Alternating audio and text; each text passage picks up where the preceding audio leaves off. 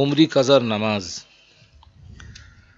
কাজা দুই প্রকার, কাজায়ে আদা, কাজায়ে উমরি। কাজায়ে আদার জন্য সহজ সহজ পদ্ধতি, যেমন কাজা হয়েছে তেমন আদায় করা। আর উমরি কাজার নামাজ, নামাজ ফরজ হওয়ার পর থেকে অনেক নামাজ বাদ পড়ে গেছে, ইচ্ছায় হোক অনিচ্ছায় হোক, ঘুমের কারণে হোক ব্যস্ততার কারণে হোক, হয়েছে না হয়নি? হয়েছে। এই উমরি কাজার নামাজের বেলায় নিয়ম হলো যে এই উমরি কাজার নামাজগুলো নফল আকারে আদায় করতে হবে, নফল পদ্ধতিতে। নামাজ ফরজই থাকবে কিন্তু পদ্ধতিটা হয়ে যাবে নফল। যেমন নফল নামাজে 4 রাকাতেই সূরা মিলাতে হয় না, জি। ওই রকম উমরি কাজার বেলায় 4 রাকাতেই সূরা মিলাতে হবে। আর 3 রাকাত নামাজগুলো 4 রাকাত বানায় পড়তে হবে। ফতোয়ায়ে শামি, ফতোয়ায়ে আলমগীরি। যেমন মাগরিবের নামাজ, মাগরিবের নামাজ ফরজ কয় রাকাত? 3 রাকাত। ওটাকে উমরি কাজার বেলায় 4 রাকাত বানায় পড়তে হবে। 3 রাকাত যেমন আছে তেমনই থাকবে। দ্বিতীয় রাকাতের পরে বৈঠক আছে, ঠিকই থাকবে। তৃতীয় রাকাতের পরে বৈঠক আছে, ঠিকই থাকবে। শুধু সালাম না ফিরে উঠে যেতে হবে, 1 রাকাত যোগ করে দিতে হবে। সুবহানাল্লাহ। এবং ওই যে রাকাতটা যোগ করতে হবে ওখানেও সূরা ফাতিহা শরীফ এবং সূরা মিলাতে হবে। সুবহানাল্লাহ। বিতিরের বেলায়ও তাই, বিতিরের নামাজেরও কাজা আদায় করতে হবে, যেহেতু সেটা ওয়াজিব নামাজ। বিতিরের নামাজকেও 4 রাকাত বানায় পড়তে হবে। সুবহানাল্লাহ। কারো কোনো প্রশ্ন আছে? জি।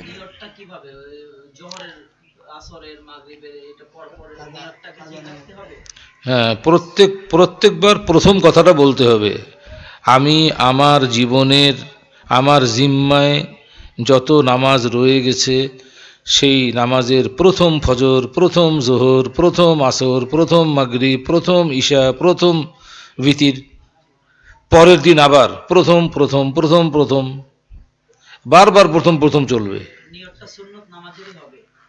হ্যাঁ, ফরজ ফরজ।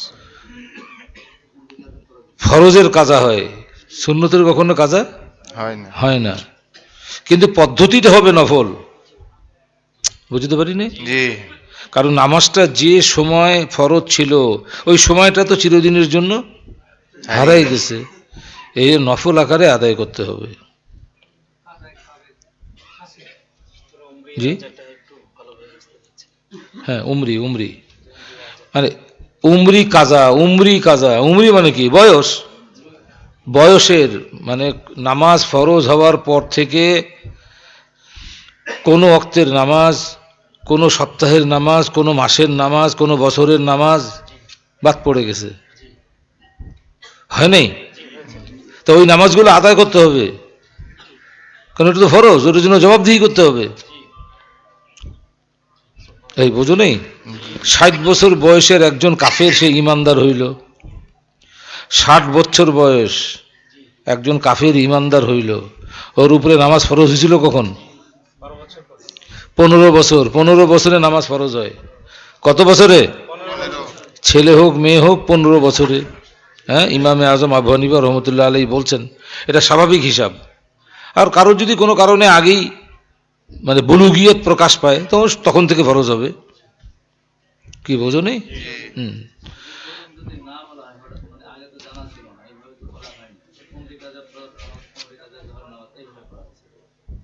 হোক, হয়ে যাবে, সমস্যা নেই।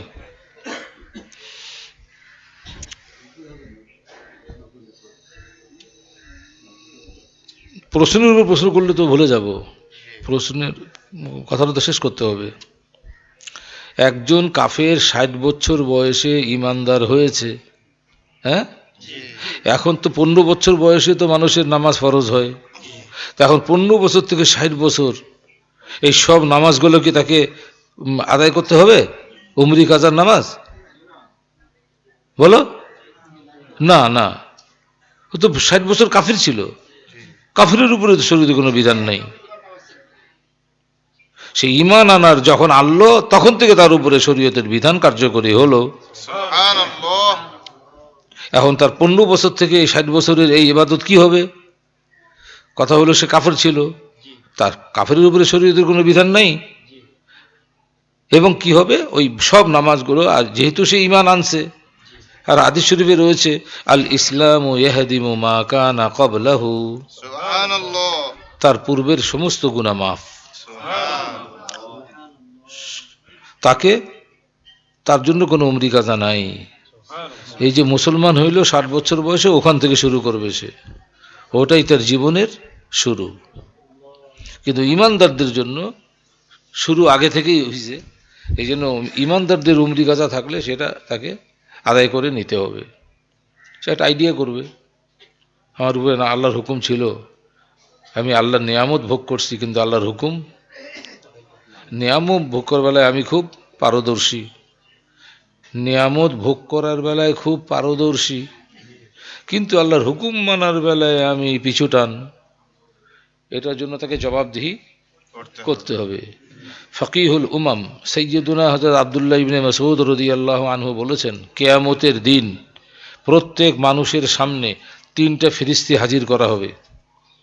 3টা ফেরেশতা, জীবনের ফেরেশতা হাজির করা হবে। একটা নিয়ামতের, একটা পুণ্যের, একটা পাপের। বুঝতে পারছি? নিয়ামতের মুখোমুখি রাখা হবে তার পুণ্যের ফেরেশতা। একজন মানুষ সারা জীবনে কি পরিমাণ নিয়ামত ভোগ করেছে, তার তুলনায় মুখোমুখি রাখা হবে সে সারা জীবনে কত পুণ্য ভালো কাজ করেছে। হ্যাঁ, তা দেখা যাবে নিয়ামতের তুলনায় তার নেকি অনেক আগেই ফুরে যাবে। যে পরিমাণ নেকি করছে আর যে পরিমাণ নিয়ামত ভোগ করছে, ওই নিয়ামতের ধারে কাছেও তার পুণ্যের কাজ যেতে পারবে না, অনেক আগেই শেষ। আর পাপ তো পড়েই আছে, পাপের ফেরেশতা তো পড়েই আছে। তখন আল্লাহ পাক ইচ্ছা করলে তাকে মাফ করে দিবেন, ইচ্ছা না করলে তাকে জাহান্নামে ঢুকিয়ে দিবেন।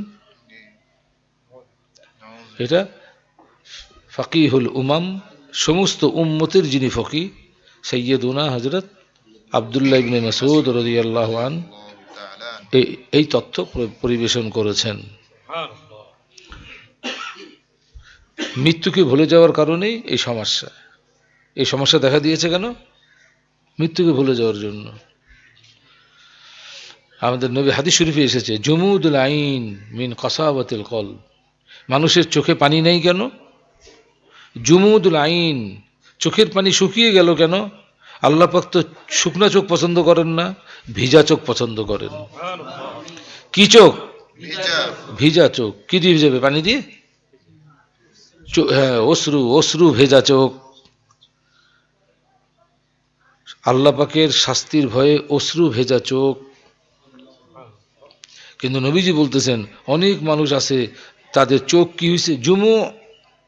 জুমুদুল আইন, চোখ শুকিয়ে গেছে, চোখে পানি নেই।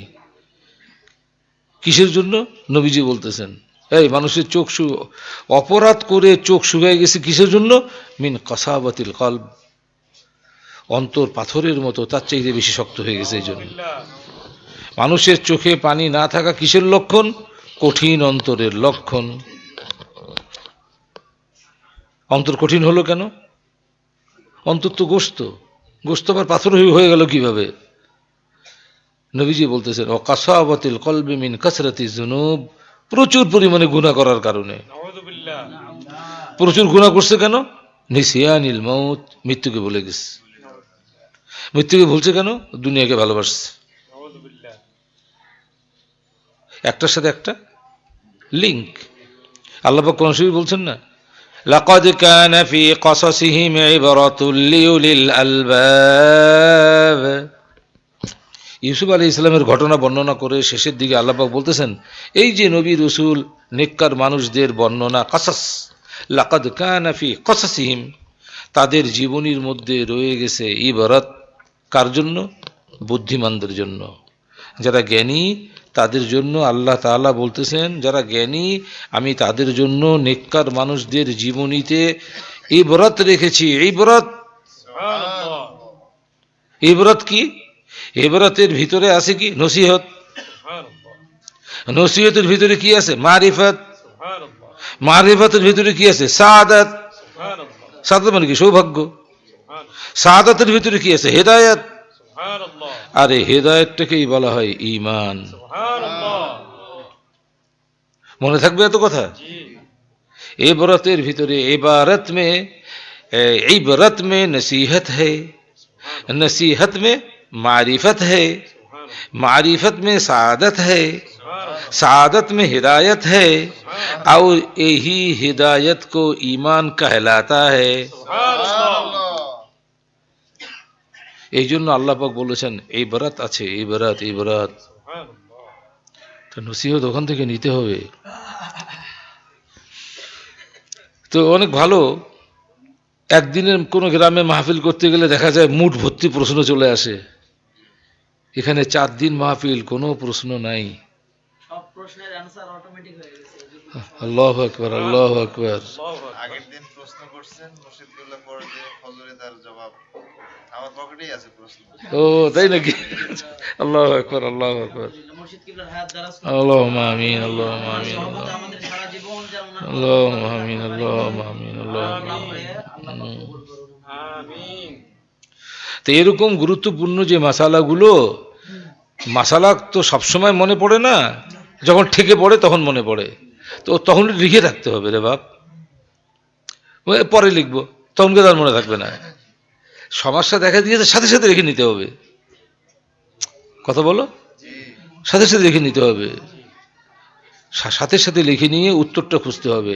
তাহলে জ্ঞানের পরিধি বাড়বে, জ্ঞানের হায়ার নলেজ গেইন করা যাবে। মনে রাখতে হবে। মসজিদে নামাজও হয়, ইমাম সাহেব আলোচনা করে, পিছে নামাজও হয়। কখন? জুমার দিন। না না না, এটা হবে না, তো বন্ধ করে দিতে হবে। মসজিদ মানে কি? সেজদা দেওয়ার জায়গা। তো যে সেজদা দিবে তার প্রায়োরিটি, তার অগ্রগণ্য, তার অগ্রাধিকার। মসজিদ মানে কি বলো? সেজদা দেওয়ার জায়গা। তো যে নামাজ পড়তেছে সে তো ওই ঘরে ওই ভালো ওই অরিজিনাল কাজটাই করতেছে।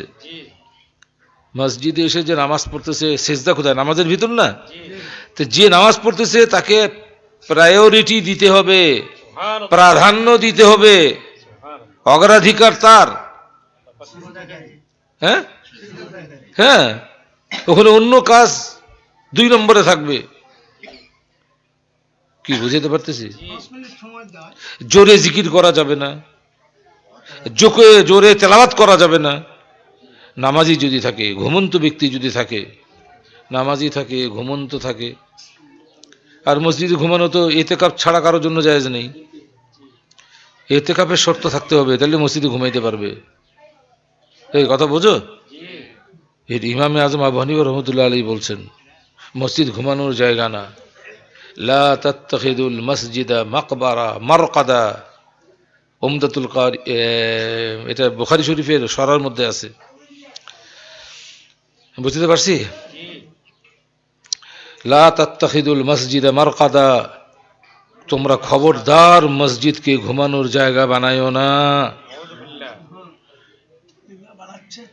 রমাজানের রোজা যারা রাখবে, সেই রোজাদারদের জন্য এতেকাফকারী রোজাদার ব্যক্তি এতেকাফ করতে পারবে। এটার দলিল, সাধারণ মানুষের দলিল কি দেখবা, কোরআন শরীফে এতেকাফের কথাটা যেখানে আছে সেখানে রোজার কথা আছে। সূক্ষ্ম পয়েন্ট, হ্যাঁ বুঝতে পারছি? এই কথা বোঝো? কোরআন শরীফে 2য় পারায় রোজার একটা রুকু আছে, রোজার আলোচনা আছে, এতেকাফটা ওইখানে ঢুকানো আছে। তা বোঝা যাচ্ছে এতেকাফটা রোজার অন্তর্ভুক্ত। এইভাবে বুঝতে হবে।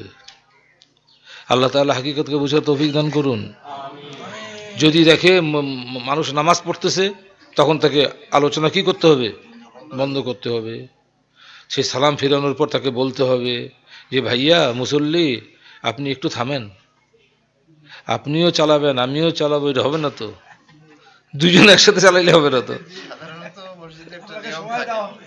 আপনাকে, হ্যাঁ আপনাকে সময় দেওয়া হবে। আপনাকে সুন্নতে সময় দেওয়া হবে, এখন একটু দেরি করেন, তাকে বুঝিয়ে দিতে হবে। কিবলা ওই টুপলা পূজারীরা বলে থাকে যে আমরা ইতিকাফের নিয়তে মসজিদে যাই। না, ইতিকাফ আহা, সাওম ছাড়া কোনো ইতিকাফ নেই। রোজা রোজা এই তো বললেন মুর্শিদ কিবলা। কি বোঝো নেই? এতেকাপটা রোজার সাথে, বোঝা গেল এতেকাপকারীর জন্য রোজা লাগবে, রোজা। হ্যাঁ, এরপরে আরো কথা আছে, মসজিদে থাকতে গেলে তাকে শর্ত লাগবে, কারণ ঘুমের মধ্যে যদি গোসল ফরজ হয়ে যায় তখন সে মসজিদ থেকে বের হবে কিভাবে? এই জন্য মোটা বিছানা লাগবে, যেহেতু না পাকি ভেদ করে মসজিদে জমিনকে টাচ না করে। এক, মোটা যদি না, এটা তো লাগবেই, মোটা বিছানা লাগবে। উপরন্তু তায়াম্মুমের মাটি নিয়ে থাকবে, কারণ মসজিদে যখন ঢুকেছিল তখন তো সে উজু ছিল, গোসল ফরজ হয়ে গেছে, এখন কি উজু আছে? জি না, এখন তো মসজিদ থেকে বের হবে কিভাবে? তায়াম্মুম করে বের হতে হবে। তায়াম্মুমের মাটি যদি না থাকে তা মুজা নিয়ে যেতে হবে, মুজা পায়ে দিয়ে বের হতে হবে। মুজাও যদি না থাকে লম্বা চাদর তাকে নিয়ে যেতে হবে, ওর বিছানা থেকে মসজিদের বাহির পর্যন্ত লম্বা চাদর বিছিয়ে দিয়ে ওর উপর দিয়ে বের হতে হবে। কম্বলখানা বানাইছে সব মাসালার দাঁত ধারে রেখে। এসব শর্ত থেকে পালন করতে হবে, না হলে ঘুমানোর স্বাদ মিটে যাবে। আল্লাহ তাআলা তৌফিক দিন, হককে বুঝার তৌফিক দিন। اللهم آمين. اللهم صل على سيدنا مولانا وسيدنا اللهم صل على سيدنا مولانا معدن الجود والكرم يا علي. اللهم صل على سيدنا نبينا حبيبنا شفينا مولانا صلى الله عليه وسلم. اللهم ربنا لا تزغ قلوبنا بعد إذ هديتنا وهب لنا من لدنك رحمة إنك أنت الوهاب. ربنا هب لنا من أزواجنا وذرياتنا قرة أعين واجعلنا للمتقين إماما. رب ارحمهما كما ربياني صغيرا. اللهم حفظنا من وسوسة الشياطين أي شياطين الجن والإنس. اللهم صل على سيدنا نبينا حبيبنا شفينا مولانا صلى الله عليه وسلم. سبحان ربك رب العزة عما يصفون، سلام على المرسلين، الحمد لله رب العالمين.